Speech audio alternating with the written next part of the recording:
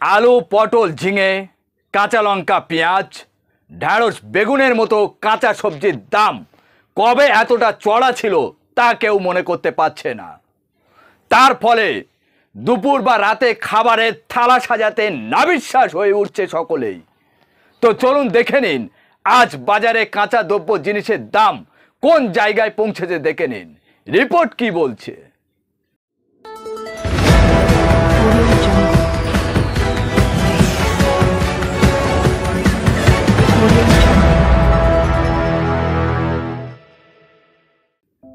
সবাইকে শুভেচ্ছা ও ভালোবাসা জানিয়ে আমি আফতাব হালদার আজ শুরু করছি দেশের খবর। হাট বাজারে ঘুরে কয়েক মাস ধরেই নাকাল হচ্ছে সাধারণ মানুষ। গ্রীষ্মকালীন মরশুমে ফসলের দাম এতটা বেড়েছে যা সাধারণ মানুষের কল্পনার বাইরে। আলু, পেঁয়াজ, ডাল, তেল, আদা, রসুন, কাঁচা লঙ্কা, টমেটো, পটল, ঝিঙে, ঢ্যাঁড়স, বেগুনের মতো সমস্ত নিত্য প্রয়োজনীয় জিনিসের দাম কবে এতটা চড়া ছিল তা কেউ মনে করতে পারছে না। তার ফলে দুপুর বা রাতে খাবারের থালা সাজাতে নাবিশ্বাস হয়ে উঠছে সমাজের সব শ্রেণীর মানুষ। আম জনতার সেই সংকটের বার্তা উঠে এলো ক্রেডিট রেটিং সংস্থা ক্রিসিলের রিপোর্টে। প্রতি মাসে খাবারের তুল্যমূল্য দামের উপর তারা একটি রিপোর্ট তৈরি করেছে। সেখানে তারা বলছে 2023 সালে সেপ্টেম্বরের তুলনায় নিরামিষ অর্থাৎ আমরা যেটা সবজি তরকারি বলে জানি তার দাম বেড়েছে 11%। বাড়ির হেঁসেলের রান্নার পর যে খাবার প্রতিদিন পাতে পরিবেশন করা হয় তার গড় খরচের আঁচ পেতে চেয়েছেন এই ক্রেডিট রেটিং সংস্থাটি।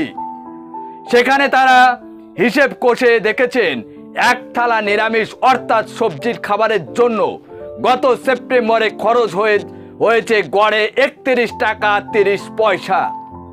আর 2023 সালে ওই একই প্লেটের দাম ছিল 28 টাকা 10 পয়সা। এক বছরে খরচ বৃদ্ধি হয়েছে 11%। তবে আমিষ অর্থাৎ মাংসের থালির খরচ এক বছরে 2% কমেছে বলে দাবি করেছে ক্রিসিল সংস্থাটি।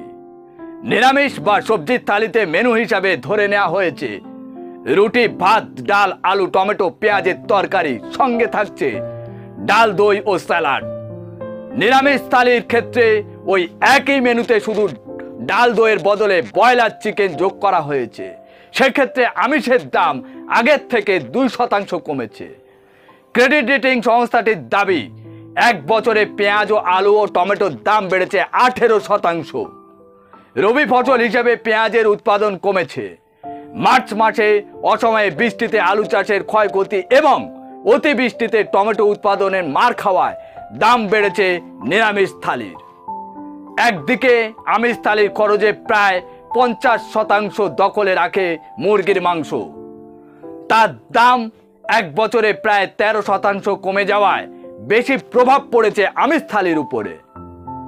শেষ করার আগে একটা ঘোষণা করে রাখি, আগামী 10 অক্টোবর থেকে 23 অক্টোবর পর্যন্ত আমাদের কোনো অনুষ্ঠান আসবে না, পুজোর ছুটিতে থাকবে। আমি নিজেই পুজোর ছুটিতে বাইরে বেড়াতে যাচ্ছি। আবার যথারীতি নিয়মিত 24 অক্টোবর থেকে আমাদের অনুষ্ঠান দেখতে পাবেন। সবার পুজো ভালো কাটুক, সবাই ভালো থাকুন, সুস্থ থাকুন এই প্রার্থনা করি। আবার দেখা হবে 24 অক্টোবরে ঠিক সকাল 8:30টায়। Tata, bye bye.